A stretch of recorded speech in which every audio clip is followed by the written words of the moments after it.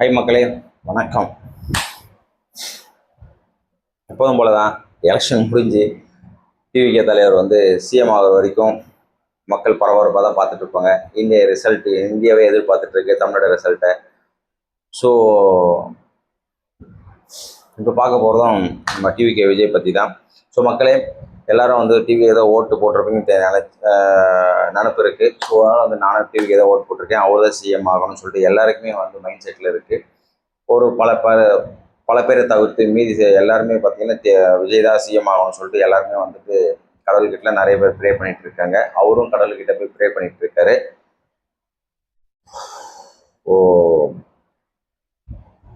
Okay மக்களே, அவர் பற்றி இப்போ பார்க்க போகிறோம். என்ன சொல்கிறதுன்னு தெரியல. ஸோ மக்களே, என்னோட சேனலை சப்ஸ்கிரைப் பண்ணிவிடுங்க, பெல் பட்டன் அமைக்கிடுங்க. உங்களோட ஹெல்ப் எனக்கு எப்பவும் தேவை. உங்களோட உதவியால் தான் நான் முன்னேற முடியும். ஸோ மக்களே,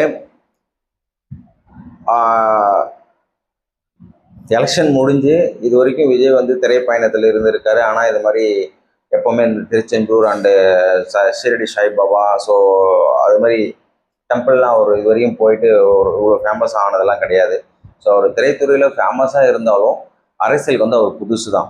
புதுசு மீன்ஸ் எலெக்ஷனில் இப்போ தான் அவர் பல உதவிகள் செஞ்சுருக்கலாம் வெளியில். அதாவது அரசியல் இல்லாமல் அரசியல் கட்சி ஆரம்பிக்காமல் பல உதவிகள் மக்களுக்கு செஞ்சுருக்கலாம். அது அப்பாற்பட்ட பிரச்சனை, மக்கள் இயக்கம் அப்படின்னு சொல்லிட்டு வச்சு. பட் இப்போ நேரடியாக களத்தில் இறங்கி ஒரு கட்சி ஆரம்பித்து அது ஒரு ஆஃபீஸ் வச்சு 234 தொகுதியும் வேட்பாளர்களை நிறுத்தி அந்த எலெக்ஷன் நடக்கும் அந்த பூத்தில் அவங்க டிவி கேட்களை வச்சு பண்ணுறது ரொம்ப பெரிய விஷயம். ஒரு புது கட்சி, ஏன்னா டிஎம்கே ஏடிஎம்கேன்றது பெரிய கட்சி தமிழ்நாட்டில் இருக்கும்போது இவர் புதுசாக பண்ணுறது மிகப்பெரிய வெற்றி தான். அதுவே ஃபஸ்ட்டு பெரிய வெற்றி தான். ஏன்னா பல கேள்விகள் எழுப்புனாங்க. ஒரு டிவிகே தலைவர் விஜய்க்கு எதிராக பல கேள்வி எழுப்புனாங்க. அதனால் இவரால் முடியுமா, அது முடியுமா, இது முடியுமா, முதல்ல நிப்பாட்டு, அதுக்கப்புறம் பார்க்கலாம், முதல்ல வீட்டை விட்டு வெளில வா, அதுக்கப்புறம் பார்க்கலாம், அதுக்கப்புறம் பிரச்சாரம் பண்ணு, அதுக்கப்புறம் பார்க்கலாம், முதல்ல 234 தொகுதியில் உன்னால் போட முடியுமா, அது நிறைய எக்ஸட்ரா இருக்கு. நிறைய கேள்விகள், அவரோட பர்சனல் இஷ்யூஸ் எக்ஸட்ரா நிறைய பல பிரச்சனைகளை தாண்டி இன்னைக்கு எலெக்ஷன் முடிச்சு எக்ஸாமும் முடித்த மாதிரி வெயிட்டிங்கில் இருக்காங்க. எலெக்ஷனுக்கு எக்ஸாம், அதாவது எலெக்ஷன் ரிசல்ட்டுக்காக வெயிட்டிங்கில் இருக்காங்க பக்கம். அதையும் தாண்டி அவர் ஆன்மீக பயணம் போயிட்டுருக்காரு. ஸோ அதனால் ஒரு படம் முடிச்சா ரஜினி இமயமலைக்கு போவார். அந்த மாதிரி தான் பல பேர் படங்கள் நடிச்சுட்டு என் படம் ஓடணும் அப்படின்னு சொல்லிட்டு மோஸ்ட்லி திருப்பதி போவாங்க. அரசியலில் இவர் தான் திருச்செந்தூர் போய் நான் கேள்விப்பட்டிருக்கேன். மேபி மற்றவங்க யார் போனாங்கன்னு தெரியல. திருச்செந்தூர் போனார், இந்த பக்கம் ஷீரடி சாய்பாபா போனாங்க. மற்ற அரசியலில் இது மாதிரி ஷீரடி சாய்பாபா யார் போனாங்கன்னு தெரியல. அவரோட நம்பிக்கை அடுத்தது வேளாங்கண்ணி பிளான் பண்ணியிருக்காரு. ஸோ மக்களை இப்போ என்ன பார்க்க போகிறோன்னா, விஜய் வேளாங்கண்ணி போகிற பிளான் முந்தா நேரத்துலேருந்து நேற்று வரைக்கும் எக்ஸ்ட்ரீமாக டிவியில் நியூஸ் போயிட்டு இருந்துச்சு, அடுத்தது யூடியூப்பில் போயிட்டுச்சு. விஜய் போகிறாரு, அவர் சாமி கும்பிட போகிறாரு. அவர் மனமுருக வேண்டி நான் கண்டிப்பாக மக்களை காப்பாற்றணும், அதுக்காக நான் கண்டிப்பாக வெற்றி பெறணும், என்னை நம்பி இருக்கிற வேட்பாளரை வெற்றி பெறணும், என்னை நம்பி இருக்கிற மக்கள் நல்லா வாழணும், மக்களை நம்பி தான் நான் இருக்கேன், என்னை நம்பி மக்கள் இருக்காங்க அப்படின்ற மாதிரி விஜய் தான் தமிழ்நாடு தான் விஜய் அப்படின்ற மாதிரி அவர் ஒரு வேண்டுதல் வச்சு அவர் ஃபேமிலி பிரச்சனை அவர் ஃபேமிலி பிரச்சனை அவ்வளோ பிரச்சனை இருக்குது, அரசியல்வாதிகள் பிரச்சனை இருக்குது, நிறைய பிரச்சனைகளை சந்தித்து தான் அவர் எலெக்ஷனை எதிர்கொண்டு இருக்கார்.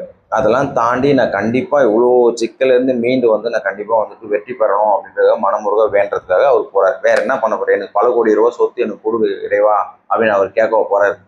ஆல்ரெடி சொத்து இருக்குது, புகழ் இருக்குது, பணம் இருக்குது, புகழ் இருக்குது, அவர்கிட்ட திறமை இருக்குது, சினிமாவில் நடிக்கிற திறமை இருக்குது, மேலே முன்னேறி வந்தார். அது தப்பே இல்லை. கடவுள் எல்லாருக்கும் ஒரு திறமை கொடுத்துருப்பார். அந்த திறமையை நிரூபித்து இதான் என்னோட திறமை அப்படின்னு நிரூபித்து அவர் மேலே வந்துட்டார். அதை தாண்டி மக்களுக்கு நான் சேவை செய்ய போகிறேன். மக்கள் தொண்டே மகேசன் தொண்டு எல்லாருமே சொல்லுவாங்க. ஸோ மக்களுக்கு சேவை செஞ்சால் சிவனுக்கே சேவை பண்ணுற மாதிரி. ஸோ அதை யாராலையும் தடுக்க முடியாது. அவனோட தலையெழுத்து என்னவோ அதுதான். எல்லாமே மீடியாவில் பரவலாக விஜய் தான் சிஎம் ஆவார், விஜய் தான் சிஎம் ஆவார் சொல்லிட்டு எல்லாமே சொல்லிட்டு இருக்காங்க. ரெண்டாவது பட்சம் தான் டிஎம்கே ஏடிஎம்கே. ஸோ இப்படி இருக்கிற பட்சத்தில் அவர் அதையும் மீறி மக்கள் சக்தி மீறி கடவுள் சக்திக்காக கடவுள் நம்பிக்கையோட அவர் போறாரு. அவரா முடிவு பண்ணாரா, இல்லை அவரை சுற்றி இருக்கிறவங்க தான் சொன்னாங்களா, இல்லை ஜோதிடர்கள் சொன்னாங்களா, ஐ டோன்ட் நோ. இதெல்லாம் தாண்டி அவர் நல்ல விஷயத்துக்காக நோக்கி கடவுள்கிட்ட போறாரு. வேற எங்கே போக முடியும்? ஒரு மனுஷன் அங்கே தான் போக முடியும், கடவுள்கிட்ட தான் போக முடியும், வேற எங்கேயும் போக முடியாது. அதை தாண்டி என்ன இருக்கு? ஒன்றுமே கிடையாது. கடவுளை தாண்டி வேற எதுவுமே கிடையாது. அவர் கற்சலையா இருக்காரோ, மெழுகு சிலையா இருக்காரோ, இல்லை வெறும் தட்டோல வந்து துணியை வச்சு பண்ணுவாங்களா அதுவா இருக்காங்களோ, ஸோ எக்ஸட்ரா எக்ஸட்ரா கண்ணுக்கு தெரியாத உருவமாக தான் கடவுள் இருக்காரு. இது வரைக்கும் இந்த கலியுகத்தில் கடவுள் வந்து நேரடி காட்சி தந்தாருன்றதுலாம் கிடையாது. நம்ம சினிமாவில் பார்க்கறதோட சரி, சினிமாவில் நடிக்கிற நம்மள மாரி சாதா மனுஷங்க தான். அவங்க வந்துட்டு கடவுள் வேடமிட்டு நடிக்கிறாங்க, அதை நம்ம பார்க்குறோம். அந்த கடவுள்னு பார்க்கும்போது திரையில பார்த்தாலும் சரி, கற்சலையை பார்த்தாலும் சரி, ஒரு துணியை பார்த்தாலும், ஒரு மரமாக பார்த்தாலும் சரி, நம்ம வந்து அதை கடவுளை தான் நினச்சிக்கிறோம். ஸோ கடவுளாக பாவிச்சு தான் நம்ம வந்து நமக்கு மீறி சக்தி கடவுள் இருக்கார். அதாவது எங்கள் அம்மா சொல்லுவாங்க, கடவுள் இல்லாமல் பொழுதும் போல பொழுதும் விடியல அப்படின்னு தான் சொல்லுவாங்க. ஸோ அதான் உண்மை. ஸோ திக்கற்றவர்களுக்கு சாமி தான் துணை, கடவுள் தான் துணை. அந்த மாதிரி விஜய்க்கு வந்து எல்லாரும் இருந்தாலும், அவர் சுற்றி எல்லாரும் இருந்தாலும், அவர் பேரு புகழ் பணங்கள் எல்லாமே இருந்தாலும் சில தீய சக்திகள் இருக்கு. இந்த டிஎம்கே மேலே தீய சக்தி, ஏடிஎம்கே மேலே தீய சக்தி, நிறைய பேர் அவர் சுற்றி இருக்காங்க, பிரச்சனைகள் பண்ணிகிட்டே இருக்காங்க. அவரை எப்போ முடக்கலாம், அவரை எப்போ தூக்கி உட்கார வைக்கலாம், வீட்டோட முடக்கலாமா, இல்லை பழியை போட்டு ஜெயிலில் போடலாமா, இல்லை வெளியே வராத அளவுக்கு பண்ணலாமா, எப்படியாச்சும் அவரை முடக்கி வைக்கணும்னு சொல்லிட்டு கரூர் துயர சம்பவம் நடந்துச்சு. பெரிய துயர சம்பவம். இதை விட வேற என்ன நடக்கும்? கரூரில் மனுஷனோட எக்ஸ்ட்ரீமான ஒரு ஒரு துயரமே அவரோட டெத்து தான். அதுவுமே நடத்தி பார்த்துட்டாங்க இந்த டிஎம்கேல. அப்படியேப்பட்ட ஆட்சி வரக்கூடாது அப்படின்னு மக்கள் நினைச்சிருந்தாங்கன்னா கண்டிப்பாக விஜய்க்கு தான் ஓட்டு போட்டிருப்பாங்க. கண்டிப்பாக விஜய் தான் ஓட்டு போட்டிருப்பாங்க.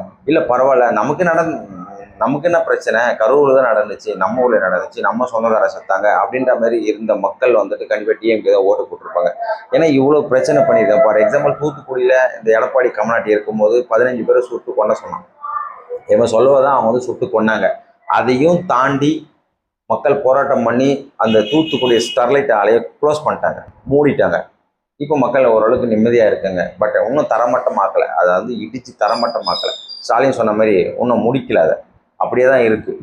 ஆனால் அந்த ஓனர் செத்து போயிட்டான். ஒரு வீடியோ நான் ஆல்ரெடி சொல்லியிருந்தேன். ஸ்டெர்லைட்டோட ஓனர் ஃபாரின்லேயும் செத்தே போயிட்டான்.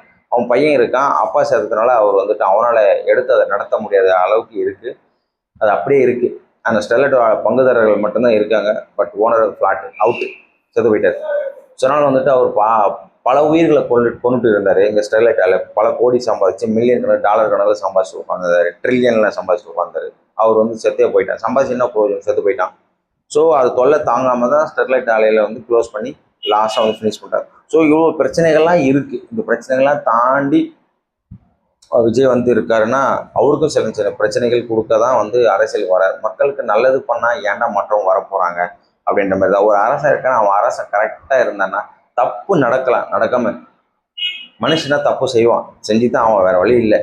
ஏன்னா மனுஷனால் தெரிஞ்சு தப்பு செய்வான், தெரியாமல் தப்பு செஞ்சுவான். அதை திருத்திட்டாங்கன்னா பிரச்சனை, திருத்தாமல் மறுபடியும் அதே தப்பு செஞ்சு தண்டனைகள் அளிக்கப்படும். ஸோ அது வந்து எழுதப்படாத விதி. ஸோ அதனால் வந்துட்டு எல்லாருமே வந்து கடவுளால் படைக்கப்பட்டவர் தான். எல்லாருமே எல்லா உயிரினமும் கடவுளால் படைக்கப்பட்டதான். ஒரு முறை அவரும் பறிக்கப்படுகிறார், கடவுள் உயிரும் எடுக்கப்படுகிறார். ஸோ உன்னோட வேலை, எல்லாரும் சொல்கிற மாதிரி இந்து மத கடவுளாகட்டும், கிறிஸ்டின் ஆகட்டும், முஸ்லீம் ஆகட்டும், இங்கே எல்லாமே வந்து பைபிள் ஆகட்டும், கீதை ஆகட்டும், குரான் ஆகட்டும், இது மூணும் சொல்கிறதுக்குன்னா உன்னோட வேலை பூமியில் வந்தாச்சு, உன்னோட வேலை முடிஞ்சிச்சுன்னா நீ போக வேண்டியது தான். அது அவ்வளோதான், யாராலையும் தடுக்க முடியாது. இது 3 வேதமும் சொல்கிறது இதுதான். வேலை முடிஞ்சால் போக வேண்டியது தான். ஸோ அது வரைக்கும் நீ வாழ்ந்துக்கலாம், எப்படி வேணாலும் வாழ்ந்துக்கலாம். ஐ மீன்ஸ் உன் தலையெழுத்து என்னவோ அதுதான். ஸோ இவரோட தலையெழுத்து சிஎம் ஆகணும் இருந்தால் யாராலையும் தடுக்க முடியாது. ஸோ அதுக்கு நீங்கள் தடை போடலாம், அது தடையெல்லாம் உடச்சி தான் வெளில வராது. அதெல்லாம் தாண்டி மக்கள் சக்தியோட வெளில வராது. அதெல்லாம் தாண்டி அவர் வந்துட்டு ஒரு மன அமைதிக்காக, ஒரு வேண்டுதலுக்காக, ஒரு நிம்மதிக்காக, அவர் நான் கண்டிப்பாக ஜெயிக்கணும், நான் சிஎம் ஆகணும், மக்களுக்கு நல்லது செய்யணும், அது போக என்னோட குடும்ப பிரச்சனைகள் தீரணும், ஸோ அதனால் வந்து மக்கள் நலன் பிரச்சனை தீரணும், ஸோ அதாவது நல்லது நடக்கணும்னு வேண்டலாம்.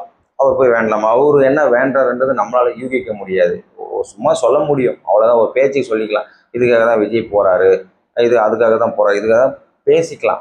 எதுக்காக போகிறாருன்றது அவருக்கு மட்டும்தான் தெரியும், கூட இருக்கிறவங்க கூட தெரியாது. வேண்டுதல்னா கடவுளுக்கு தான், ஒருத்தர் வேண்டானா கடவுளுக்கு கேட்கும், நமக்கு தெரியும், அவ்வளோதான். ஸோ இதெல்லாம் தாண்டி திருச்செந்தூர் போனார். அவர் வந்து விடியகாலைல திடீர்னு அறிவிச்சாங்க, திடீர்னு போனார், அழகாக சாமி கும்பிட்டாரு, வந்துட்டே இருந்துட்டார். ஷீரடி போனார், அழகாக போனார், வந்து சாமி கும்பிட்டாரு, வேண்டுதல் வச்சார், வந்துட்டார். இப்போது என்னன்னா, வேளாங்கண்ணி போகலான்னு சொல்லிட்டு 2 நாளாக ஸ்ப்ரெட் ஆயிடுச்சு நியூஸ். வேளாங்கண்ணி, நாகூர் தர்கா, இங்கே 2மே போகிறார். அவர் போகிறாரோ இல்லையோ, இந்த ரசிகர்கள் கூட்டம் எப்பா யூடியூப்பை திறந்தா வேளாங்கண்ணியில் பார்த்தா அவ்வளோ கூட்டம் இருக்கு. கேட்டால் நான் நைட்டு 10 மணிலேருந்தே வெயிட் பண்ணுறேன். ஒரு லேடி நியூஸ் பார்த்தா, ஒரு 10 மணிலேருந்து நான் வெயிட் பண்ணுறேன். எதுக்குமா வெயிட் பண்ணுறேன்? மக்கள் ஏறி அப்படியே வெள்ளமாக நிற்கிறோம். விஜய் வரவே இல்லை, இன்னும் வரவே இல்லை, வரவே இல்லை, நான் வரேன், எல்லாரும் வாங்கினேன் சொல்லுவார். அவர் கட்சி மீட்டிங்க வர்றாரு, ஒரு மாநாட்டுக்காக வர்றாரு. அவர் வந்து சாமி கும்பிட வர்றாரு. வேளாங்கண்ணி காலையில் வந்து வேண்டுதல், நான் ஜெயிக்கணும், மக்களுக்கு நல்லது பண்ணணும், என் ஃபேமிலி கூட நான் சேரணும், எக்ஸட்ரா எக்ஸட்ரா நல்லது நடக்கணும் கடவுளேன்னு சொல்லிட்டு அவர் வேண்ட வர்றாரு. ஸோ அவர் வேண்டுதல் வந்து நிறைவேற்றி நிம்மதியாக போட்டுமே. இந்த மக்களை என்ன சொல்றதுன்னு எனக்கு தெரியல. அங்கே கூடியிருக்கிற மக்கள் வந்து அவர் வந்து பிரச்சனை தான் ஆகும். அந்த மாதிரி வந்து உட்காந்துட்டு கூட்டத்தோட கூட்டமாக நைட்டு தூங்காமல் சாப்பிட்டாங்களோ இல்லையோ சொல்லல. ஸோ அவர் வந்து நிம்மதியாக சாமி கும்பிட்டு போலான்னு வந்தால் இவங்க வந்துட்டு மக்கள் வந்து விஜயை பார்க்கறதுக்கு தான் அவர் வந்துட்டு கையை கட்டிட்டு போகிறாரு. ஒரு சாமியை ஒரு கும்பிடு போகிற மாதிரி கும்பிடு போட்டு ஒரு கை கட்டிகிட்டே போவார். வந்துட்டு அவர் உட்காந்து நாங்கள் வந்து மேடையில் மைக்கு பிடிச்சோடனே பேச போகிறதெல்லாம் கிடையாது. பட் இருந்தாலும் மக்கள் ஏன் இவ்வளோ ஆர்வமாகவே இருக்காங்கன்னே தெரியல. ஸோ அதனால் வந்துட்டு இவ்வளோ ஆர்வம் வந்து ஆபத்தில் தான் முடியும். அது கரூரே பார்த்தாச்சு. ஸோ வந்துட்டு இந்த மாதிரி இஷ்யூஸ்லாம் வரும்போது மக்கள் மேலே தான் நான் குறை சொல்லுவேன். ஸோ விஜய் மேலே குறை சொல்ல அவசியமே இல்லை. அவர் வந்து பிரச்சாரம் பண்ண வர்றாருன்னா தூரமாக நின்று ஏட்டது நின்று பார்த்துட்டு போனோம். இல்லைன்னா இப்போ வந்து கையில் மொபைல் இருக்குது, டிவி இருக்குது, ரேடியோ இருக்குது, எக்ஸட்ரா எக்ஸட்ரா எக்ஸட்ரா எப்போ வேணாலும் பார்த்துக்கலாம். யூடியூப்பில் கட் பண்ணி வீடியோ போட போகிறோம். கண்டிப்பாக பார்த்தல எல்லா டெக்னிக்கல் வசதியும் இருக்குது. லைவாக தான் போய் பார்க்கணும்னு அவசியம் இல்லை. அவர் லைவாக பார்த்து என்ன பண்ண போகிறோம்? ஒன்றுமே பண்ண போகிறதில்ல. அவர் மக்களுக்காக வராரு, நிற்கிறாரு, சிஎம்மாக ஜெயிக்க போகிறாரு, மக்கள் நல்லது செய்ய போகிறார். அப்போ போய் பார்த்துக்கலாம். அப்போவும் நேரடியாக போய் பார்க்க முடியாது. ஏன்னா அவரை சுற்றி அவரை பார்க்கணும் அவ்வளோ கூட்டம் இருக்குது. அவரை தாண்டி போக முடியாது. ஸோ அதனால் வந்துட்டு மக்கள் நல்லது பண்ண வர்றேன். அப்போ பார்த்தலாம் அவராக தேடி வருவார்ல. அப்போ பாருங்கள், ஒவ்வொரு ஊராக நான் வரேன், ஒவ்வொரு வில்லேஜாக நான் வரேன், ஒரு வீட்டுக்கு முடிஞ்சால் நான் வரேன் அப்படின்னு சொல்லியிருக்காரு. ஸோ அது வந்து அந்த வாக்கு பழிக்கணும். ஸோ அதனால் வந்துட்டு பவரில் இருந்தால் நான் சிஎம் ஆகிடும்ல, அப்போ எனக்கு போலீஸ் பாதுகாப்பு இருக்குல்ல, அப்போ எனக்கு பலத்த பாதுகாப்பு இருக்குல்ல, அப்போ நான் வரேன் அப்படின்னு சொல்லியிருக்காரு. அதுதான் ஒன்று. அவர் சொன்னது நிறைவேறிச்சுன்னா கண்டிப்பாக வருவார். அப்போ பாருங்களேன், தொட்டு பாருங்கள், உரசி பாருங்கள், கட்டி பிடிச்சி பாருங்கள், என்ன வேணாலும் பண்ணுங்கள். ஸோ இப்போ வந்து அவர் சாமி கும்பிட வர்றாரு. அவருக்காக பாதுகாப்பு கொடுக்க போலீஸ் அவ்வளோ பாதுகாப்பு. ஏன் ஆக்சுவலாக பார்க்க போனால் திருச்செந்தூர்லேயே அவ்வளோ பாதுகாப்பு, சிஎம் வர மாதிரி அவ்வளோ பாதுகாப்பு தராங்க. இது வந்து ஒரு நல்ல விஷயம். இது வந்து கரூர் எலெக்ஷனில் கரூர் நடந்த பிரச்சனைக்கு முன்னாடியே இந்த மாதிரி பாதுகாப்பு கொடுத்துருந்தாங்கன்னு வச்சுக்கோங்களேன், கரூர் பிரச்சனை நடந்தே இருக்காது. அவரோட பிரச்சார வேகத்தில் தொய்வு ஏற்பட்டே இருக்காது. நல்ல விஷயமா இருந்திருக்கும். ஸோ அதெல்லாம் தாண்டி அடிப்படை தான் வந்து பாதுகாப்பு அதிகரிக்கிறாங்க விஜய்க்கு. ஸோ எலெக்ஷன் முடிஞ்சு சாமி கும்பிட வர வேளாங்கண்ணிக்கு அவர் வரவே இல்லை. இன்னும் இப்போ நியூஸ் பார்த்தா வரவே இல்லை, சாமி கும்பிட வரவே இல்லை. வந்தாலும் வரலாமே, இல்லை கேன்சல் பண்ணிடலாம். அந்த அளவு கூட்டம் ஏறி உட்காந்துட்டு இருக்காங்க. விஜய் வரல, வருவாரா மாட்டாரா, எதுக்கு அவருக்கு போய் வெயிட் பண்ணும்? சாமி கும்பிட வரட்டமையா, நிம்மதியாக அவரை விடுங்க. ஸோ நீங்கள் கூட்டம் கூடனா அவருக்கு தான் பிரச்சனை. அவர் வந்து நிம்மதியாக சாமி கும்பிட்டு போக முடியாது. கஷ்டப்பட்டு தான் வந்து சாமி கும்பிட்டு வேண்டுதல் நிறைவேற்றி அவர் போவார். நீங்கள் கலைஞ்சி போகிறவங்கட்டி படாது பாடப்படணும். போலீஸ் பாதுகாப்பு உங்களுக்கு தருவாங்களா இல்லை விஜய்க்கு தருவாங்களான்னு தெரியல. அவங்களே கன்ஃபியூஷன் ஆகிடுவாங்க. ஸோ மக்களை தெரிஞ்சு நடந்துக்குங்க. விஜய் வந்து மக்கள் நல்லது பண்ணுறது தான் வராரு. அவர் வேளாங்கண்ணி வராரு, வராமல் போகிறாரு. சரி, வந்துட்டாலும் நிம்மதியாக சாமி கும்பிட்டு போகிறார். அவருக்கு முன்னாடி போயிட்டு வேளாங்கண்ணியில் உட்காந்துட்டு இருக்காங்க. இன்னும் நாகூர் தர்காவை காட்டல யூடியூப்பில். ஸோ அது பார்த்தா தெரியும் நியூஸ், அங்கே எவ்வளோ கூட்டம் இருக்குதுன்னு தெரியல. ஸோ மக்களே, விஜய வந்துட்டு வரட்டும், அவர் ஜெயிப்பார், நம்பிக்கையாக இருங்க, வெற்றி நிச்சயம். விஜய் வந்து சாமி கும்பிட்டு நிம்மதியாக வேண்டிட்டு போட்டோம். அவர் டிஸ்டர்ப் பண்ணாமல் இருந்தால் நமக்கு நல்லது, அவருக்கு நல்லது, நாட்டுக்கு நல்லது.